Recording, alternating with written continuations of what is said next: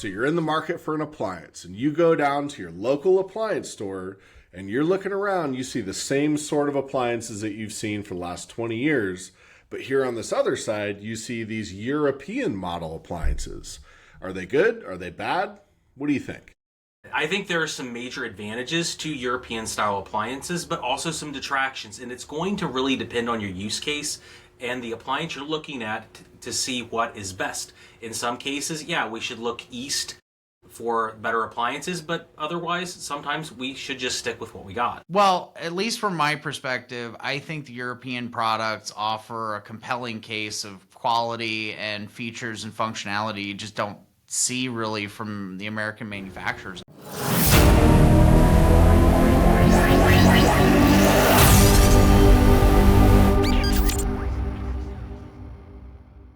So I think it stands out the most in the laundry department. What's up with these European washers and dryers? So you have to remember in Europe, there are much tighter space constraints. Like the way that housing is designed is typically, at least in the majority of cases around apartment living, your laundry is done in your kitchen.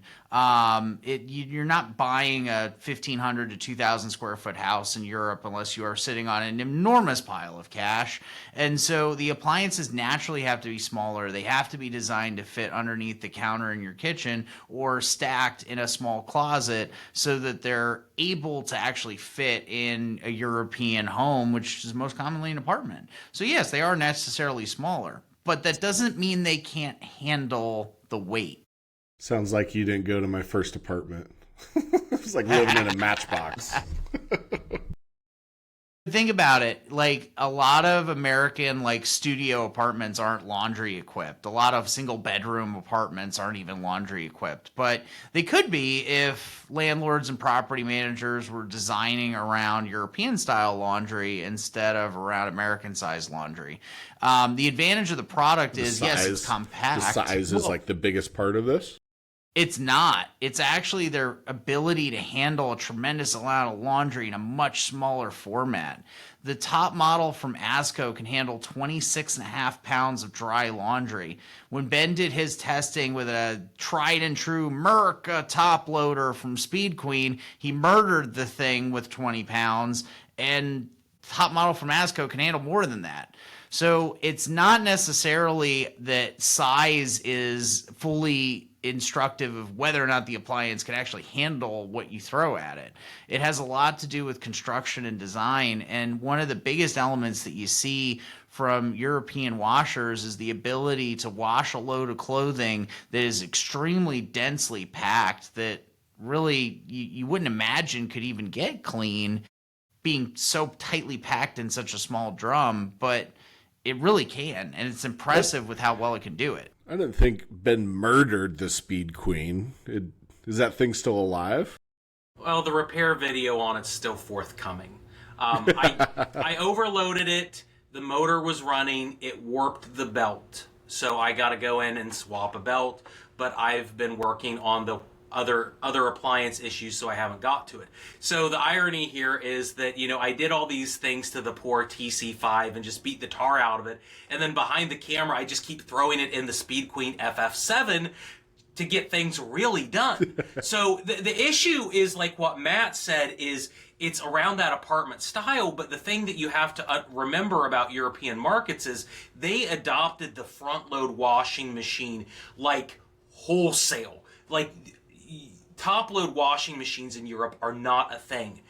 Front loaders are like 98% of the market or something, at least in Western Europe. In Spain and some of the other countries, they do have top loads over there, but it's a weird market where one country like the UK, Germany, France are like 100% top, 100% front load, and then Spain is a little bit closer to where it may be like 75% front, 25% top. So their entire structuring has been based around the difference between front and top loads.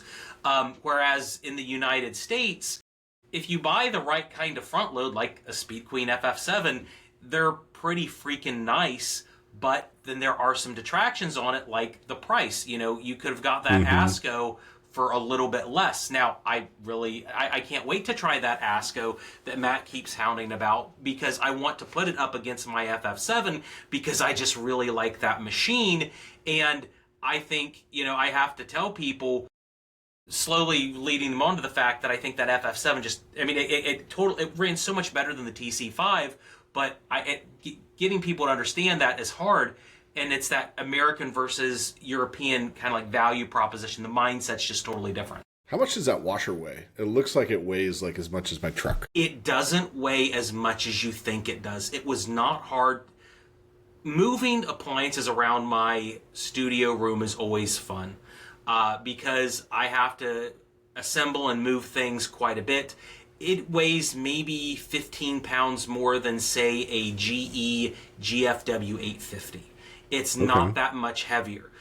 When you compare it to, way say, bigger.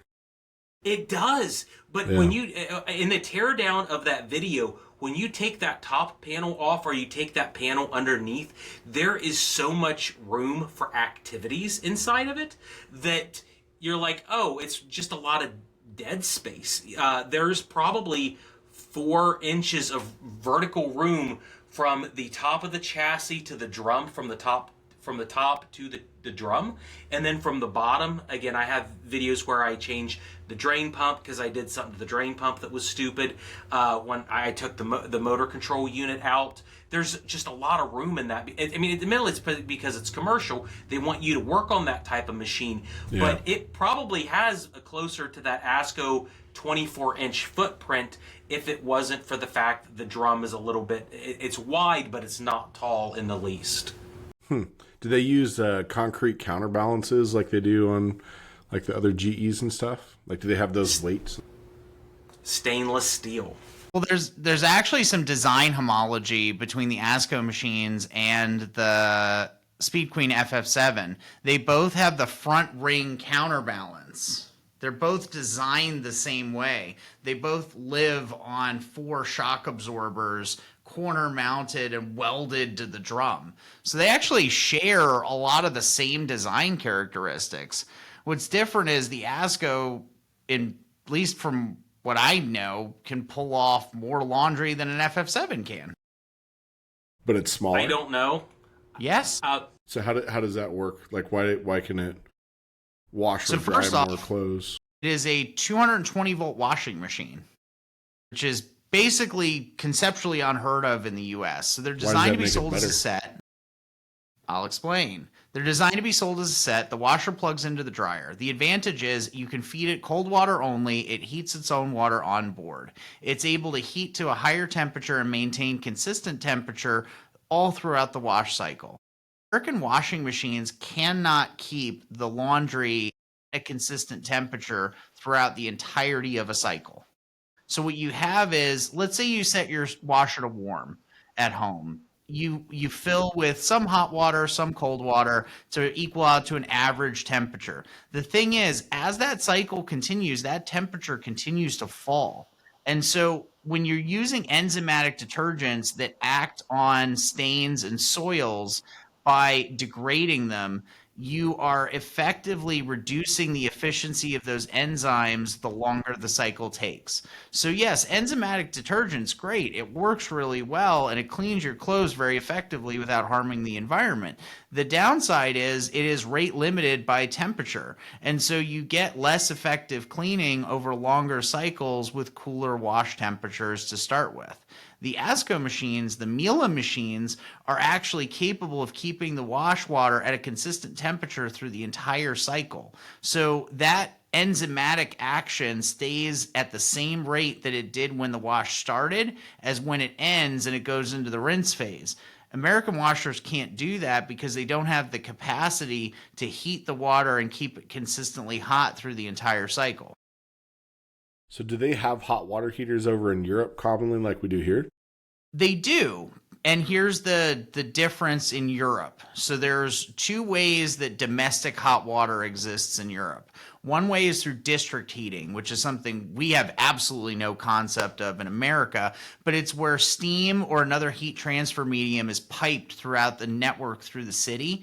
And that district heating, so there's a central heating plant or a group of central heating plants that heat that steam and pipe it all through the community to provide a source of heat that doesn't require you to burn fuel or use electricity inside of your own home or apartment. That district heating is very energy efficient. So yes, they have hot water heaters.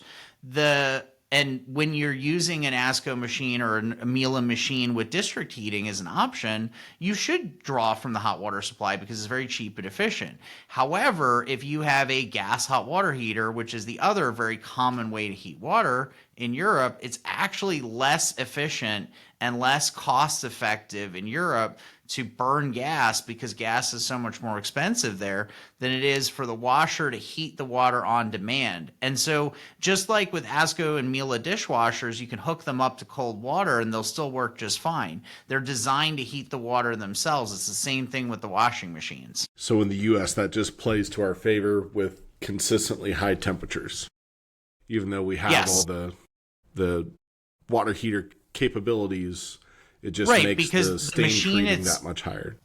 Exactly. The machine can't keep it hot. It can only start hot. It's the same thing with your dishwasher. When you buy a KitchenAid or a GE dishwasher, you know how if you don't run the sink before you start the dishwasher and that water is nice and cold going in, you don't get as good of results by the time you open the dishwasher at the end of the cycle. It's the same kind of concept. So why...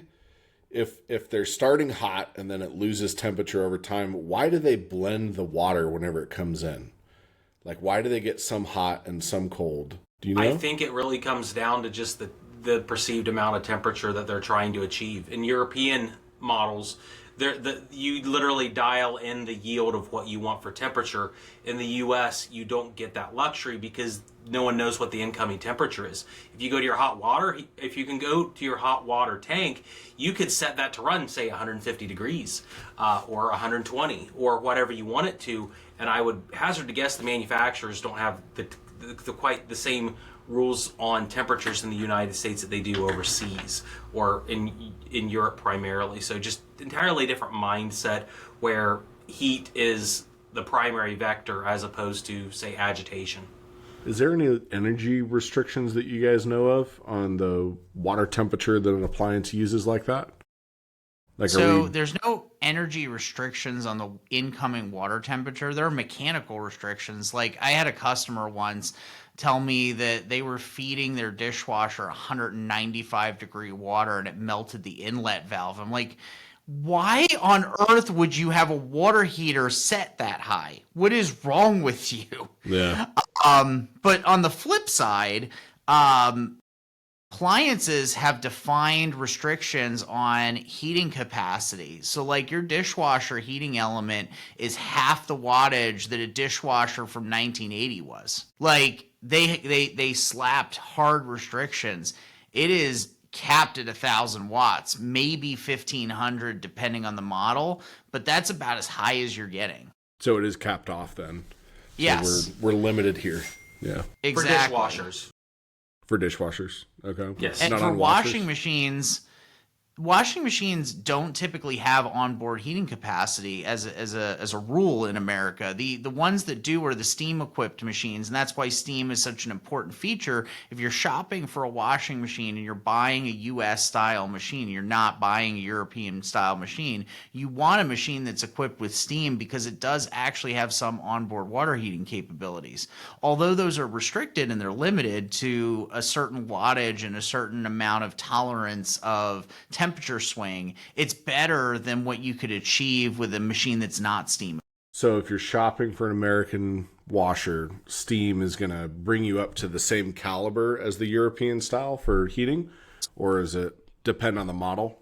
If I was going to rank it, I'd say an Asko or a Miele, a steam equipped LG, and a base model Whirlpool. Where's Speed Queen fit in there?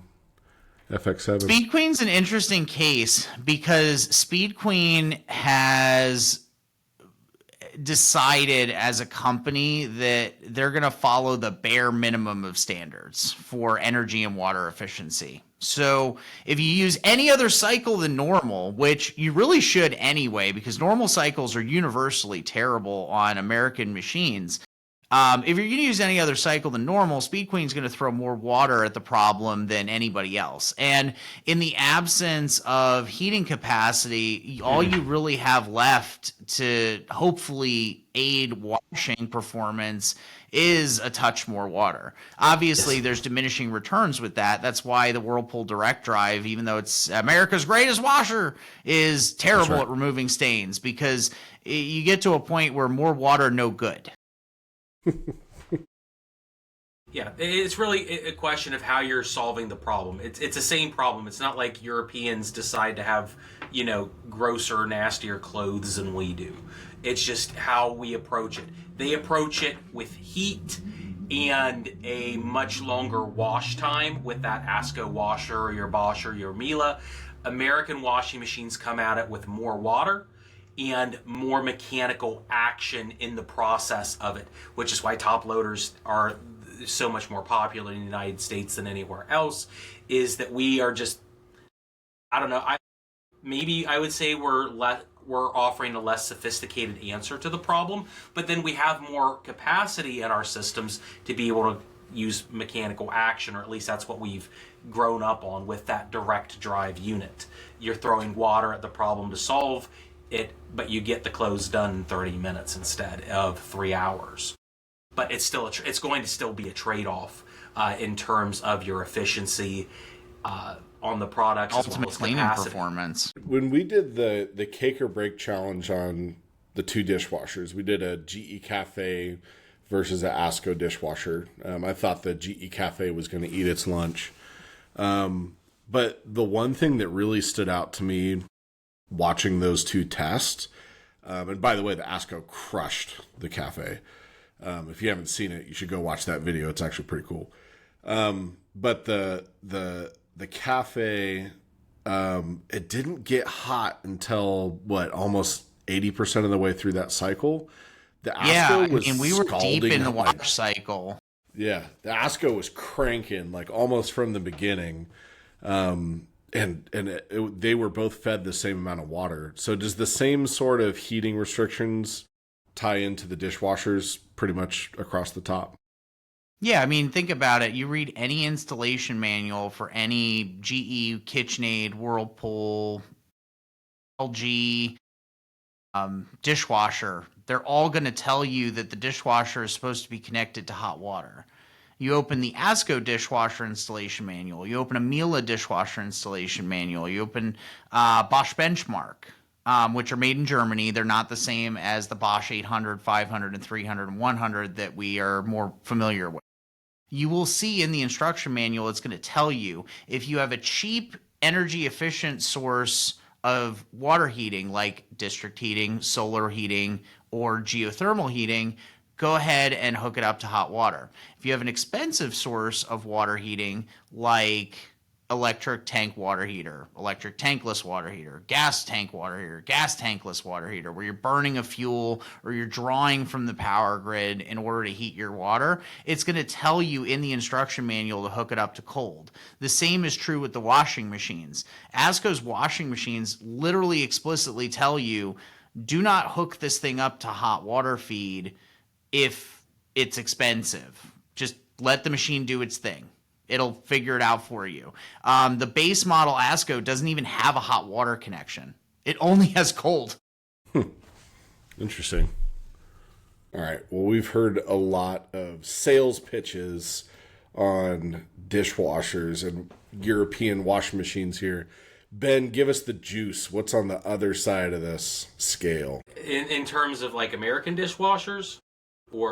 So the advantage with European dishwashers is the fact that the ownership rate is better, so they have been at it longer than we have. For example, in Turkey, Germany, a few other places like that, they're above a 70% ownership rate. And in the US, we're maybe at 50, 60%. It's going up, but Europe has more of those units, so they have more institutional knowledge on it.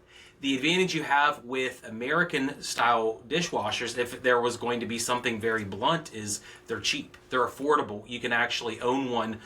When you look at our favorite subject we hadn't discussed yet, like tariffs, any European model is going to be very expensive to come to the United States, whereas most of the American models, pound for pound, are going to be more affordable and economical. So if your choice is between a American dishwasher and nothing at all, the American dishwasher is going to give you quite a bit of good performance. But there's the issue that really, when it comes to dishwashing technology, when I've done studies on it, there's an absolute direct correlation between the price of a dishwasher and what you get out of it in terms of units. So when you look at, say, that Bosch or that Asko, generally we're talking about units that are going to start at $800-900 and go up from there. Yeah. Whereas if you go to a big box, you're getting that Frigidaire for $300, $400, $500, and you're going to get reasonable performance out of it. It's going to get your dishes clean, although the process of that isn't going to be as nice as a European style machine, where they're more used to paying higher amounts of money for appliances, like what we used to decades ago, and then before we had energy requirements as well. So you're already starting at a premium. You're already starting with a feature-rich product for the most part on European style that we can get our hands on. Yes, I'm doing some YouTube shorts on my channel, and I literally shot one for what dishwasher would I buy under $600? And the answer is there's only one European style Bosch system, a Bosch 100, that's anything close to the $600 level, which would be a 100 series. I think it's like an SHE3. That's it. That's all there is. And it's good, but pound for pound, when you look at its competition with Maytag and LG and Frigidaire, you have a lot more choices to choose from. You don't get a stainless steel tub. The decibel level is not going to be, it's going to be about the same on the Bosch, but you just have so many more choices. The spray arm technology is going to be potentially better on some of the other models. Like a Maytag has like a government bypassing enhanced wash feature that's going to get dishes done faster. But again, once you get up to that like $700 or $800 price level, your American or Asian options are going to be excellent. But when you get to that $900,000 level, or anything past that, you're going to find that Asko DBI, 654, that just slaughters the GE Cafe, because that's where they live, is that higher price. But it's also because they're doing economies of scale in the fact that their ownership rates and their ownership penetration is better. They just it goes back to that front load washing machine argument, where it's so much more prevalent. Therefore, their ability to leverage those designs is at a premium compared to U.S. models. Inversely, like with the cheaper models, or say a top load washing machine, our top load washing machines in the United States are just so much better than theirs, because we've honed in on that technology for decades, whereas they haven't. Yeah. So your cheaper units in the U.S. are going to work better. But and the other part of it's also, like, I guess I'd say the tariff argument is that we have a more distorted market when it comes to purchasing things than the Europeans do. If you look at what it would cost to own a Asko in Europe, it's more attractive than owning an Asko in the United States, or a Bosch, or whatever it may be. Whereas that Whirlpool model in Europe, it's going to face the inverse challenges. It's not going to look quite as competitive. But in the United States, that Whirlpool $500 unit's going to look very competitive on a line by line level. What your spray arms look like, what your racks look like, what your decibel level is, what modes you're going to have in it. On the U.S. is going to be pretty nice. At least that's when I did my research for this video, and I went to a big box and just looked at every single unit they had, was that you're just going to see a lot of features at that cheaper level, but then they start really differentiating once you get to that $1,000 level. Mm-hmm. And really, if you're going to own a dishwasher, you really do want to come in at that $1,000 level, because your Bosch, your Maytag, and LG are going to have like a 50 to 52 decibel level. So it's going to be really loud in your kitchen, and that's usually the number one complaint on dishwashers is it's going to be loud and unwieldy. You know, you're in the kitchen doing other things, and all you hear is the motor roar in your dishwasher. But when you get to that $1,000 level, your average decibel level on performance drops from about 50 to 52 down to 40 to 42. So you lose like 3 orders of magnitude in terms of sound. So we have a Bosch 300 in our break room, and when we did the cake or break test, we threw a cake at the Bosch 300, and we killed it. It is no longer with us. So it's definitely not made for washing cakes, but I don't know. I thought Bosch would have done much better on the test, because you ask most service technicians, like, what's your favorite brand for dishwashers? Bosch. So not to say that does it wash a cake or not is how you should make your purchasing decisions, but I thought at least it would have done better than that. So I was surprised at that. So if the tariffs kick that in and it moves that price point up, like Bosch is going to be tough to stomach at its performance rating. Yeah, and the other part of it also is that when it comes to recommendations for appliances, I have found that when I ask technicians, which, you know, I'm a technician, you have technicians, the average opinion tends to change very slowly over time. Yeah. So if there's a new device that comes out, like something comes out and Speed Queen releases a dishwasher, let's say, even if that was categorically the best washing machine or the best dishwasher out there, techs aren't going to like it in the beginning because it's new technology. They don't want to change. And they're also going to have a wait and see approach in terms of the problems or issues that it's going to have. And Bosch, even though it's a European brand, they've been on the American market for decades. So you have a lot of familiarity and institutional knowledge with that. And I've heard from technicians, they'll say Bosch isn't as good as they used to be, but you can't really hear that in terms of the surveys because it's just they're so used to it. It's hard. It's like Whirlpool with top load washing machines. It's very hard to convince a technician that Whirlpool top load washing machines aren't that great anymore. But if you've been working on them for 10 years, do you really want something else that's better? Yeah, I feel like a lot of that is just like incremental changes, right? So if you have an incremental change of quality or performance or whatever it is, you don't really have that aha moment of, oh, I don't recommend this thing anymore. You just keep going about your day. Unless you have like a hard fall off, you know, like for instance, like the Whirlpool top load washers with all the board issues that you're working on literally right now, you know, for the fix of it. I mean, that's a national crisis right now in our world. Those boards are they're out of stock everywhere, and I mean it's a nightmare. And there's not a fix on the horizon. I mean, something like that sways opinions in a really big way of the technician. So it'll be interesting to see how Whirlpool recovers from that one. I think what'll be more interesting to see if Bosch buys Whirlpool. You didn't hear that from me. Yep.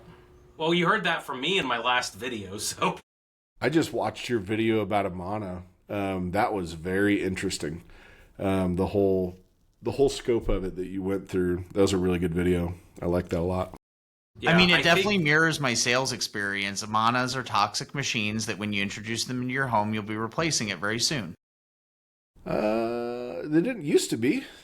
No, absolutely not. It used to be a very reliable, high-quality product, and then Whirlpool turned it into their bottom-end, lowest-quality thing they could throw together for $2.99.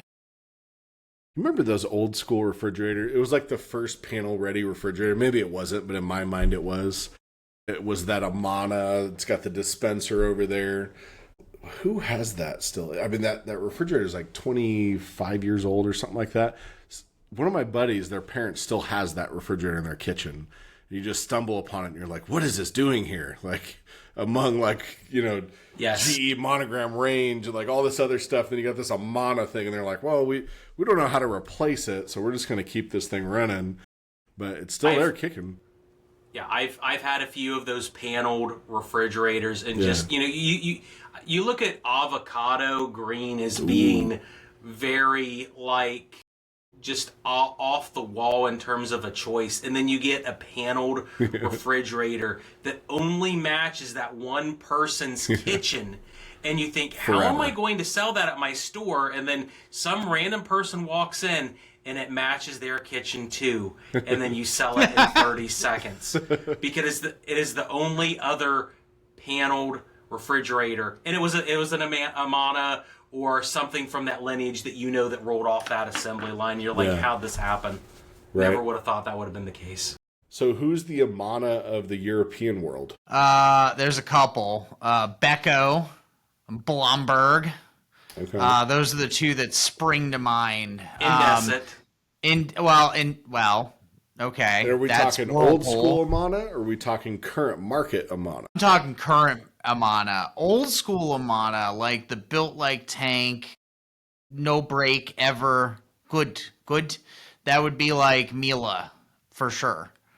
Miele products are engineered to the most extreme level I think you could engineer an appliance. They literally have equipment that is designed to test their products until they break. They test screws to determine how many times the screw can be inserted and removed before the screw threads are damaged. They have machines that run vacuum cleaners into walls thousands of times until the plastic breaks so they can figure out how to make it stand up a little bit more.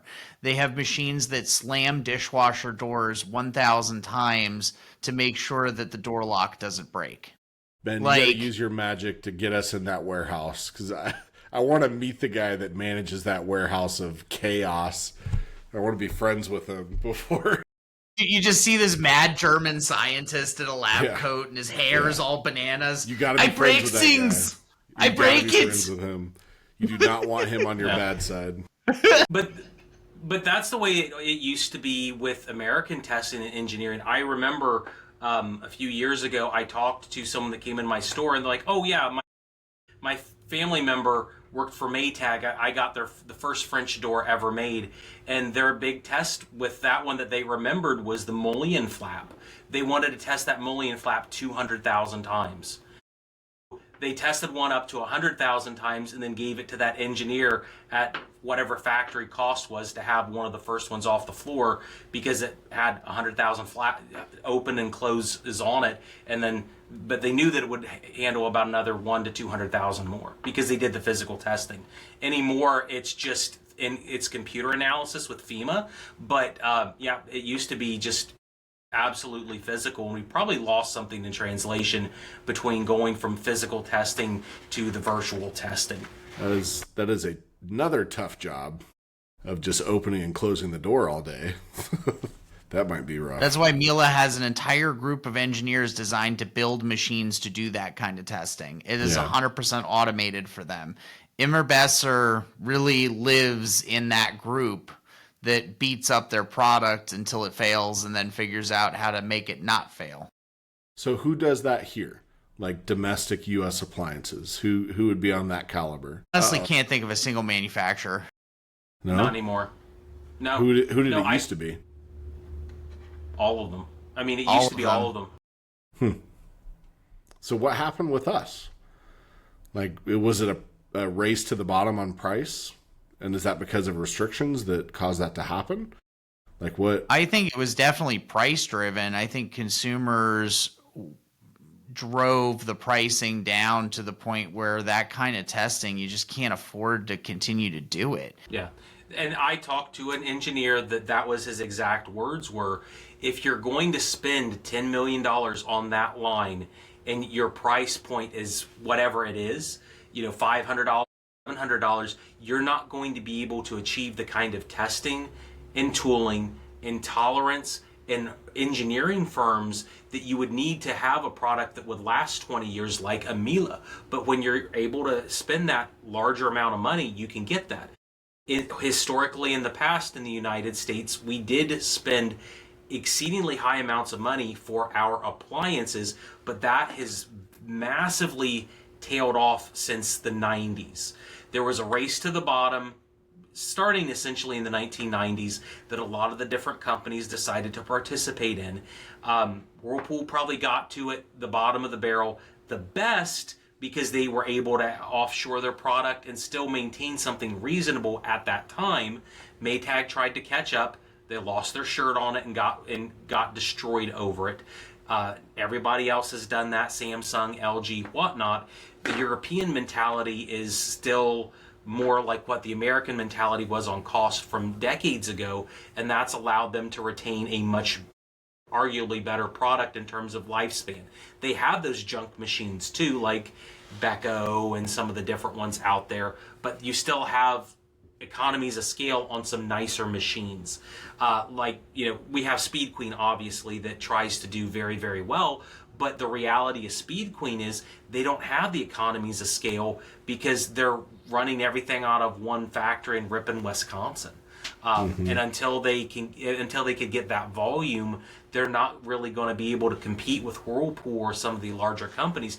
Nor could Europe unless they import it with huge tariffs. You just have to have volume to do something there, and they don't for that premium price point, because you have a Gen Air that's it's $2,000, but your tooling and economies of scale are just very poor because $2,000 is extreme premium here, but in Europe it's not. That's a really good point. I mean, so like as a consumer, so we did this, sounds like. We pointed the ship towards that island to crash.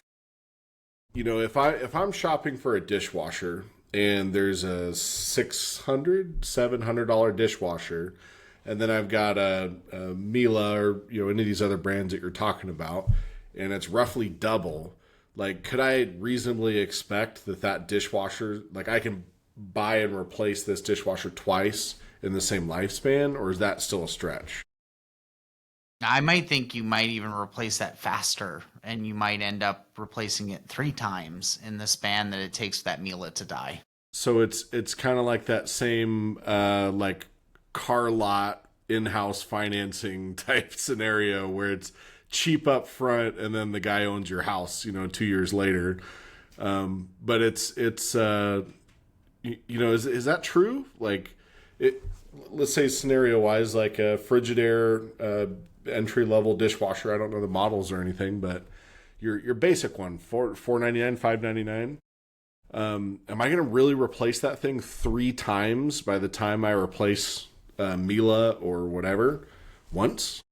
Depends on the model, because of the efficiency standards and what they have to throw in it. Most of your $500 models, yes, but if you went with something that was very, very basic, like your $350 contractor grade Frigidaire that has practically no parts in it, that they really haven't changed in the past decade, that pricing matrix may throw off the Matt's statement of replacing it 3 times. But in general, yeah. Yeah. So it's the same cost over time, relatively, plus or minus. But it's the same cost over time. It's just a lower upfront cost for the American side, and it's more of an investment for the European side. But all along the way, you're getting additional features, functions, and a better wash performance during that time. The other side of it too is water softening. We live in Texas. Our water is chunky. What I've been surprised by is not many people own water softeners here. Our water is incredibly it's destructive vitamins to dishwashers and washing machines. And it literally eats them alive from the inside out with damaging water hardness. European machines are designed with water softeners, and there are a huge selection of European dishwashers that have integrated water softeners that protect the appliance and improve its wash performance. And all you do is add salt to it, and it takes care of that problem completely. So in your example for lifespan, think about it this way. You've got a $600 Frigidaire with 37 degrees of hardness, water going into it at high temperatures consistently. I would say you have a very abbreviated lifespan versus somebody with perfectly soft water. Yeah. Well, I think water softeners is a whole other avenue that we could go down It is, but like to your point, like a lot of people don't want a water softener. They don't want the extra sodium in their water. They don't want to drink that. Maybe they have high blood pressure.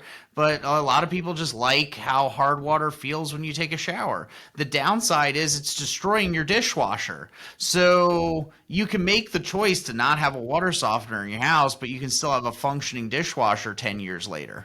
I've got very hard water, and we go through those $20 coffee pots almost like every couple months because the calcium buildup and places that you can't get into to clean. But that's definitely a river that we need to swim another day. Cool. Well, we covered a lot. There's a lot to consider here with European versus American type appliances. A lot of things that I didn't know about. And yeah, I mean, I think it kind of boils down to that little summary that we just said is that Europeans, they have those old school standards that we used to. We used to have the same standards that they do now. Us, the consumer, kind of drove it in a different direction. So any closing statements before we wrap up here? Mr. Ben? I would say the European versus American mindset, we need to adopt that European mindset. Hopefully we do that at some point and turn things around. But until then, it's important that we look at our situation in our houses to figure out what is the best case scenario for us. Not every household's going to be optimal for a European machine in certain scenarios, but for a lot of people, it's worth considering. Awesome. Matt, you got anything to wrap up? I think consumers as a whole need to approach the question of buying an appliance with a very open mind and a very curious nature. Like, don't shut off a Miele washing machine because it looks tiny. Don't shut off an Asko dishwasher because it looks weird and very flush and modern. Don't close off to something that could be really advantageous for you or could not be. And a KitchenAid or a Whirlpool product might make more sense, or a GE product might make more sense. But don't go into it automatically saying, no, that looks weird, I don't want it. Yeah, just keep an open mind. Well, cool. Well, we covered a lot. Appreciate everybody for watching. And if you like what we do, give us a subscribe, a thumbs up, maybe even a share. And we will see you on the next episode. See you next time. See ya.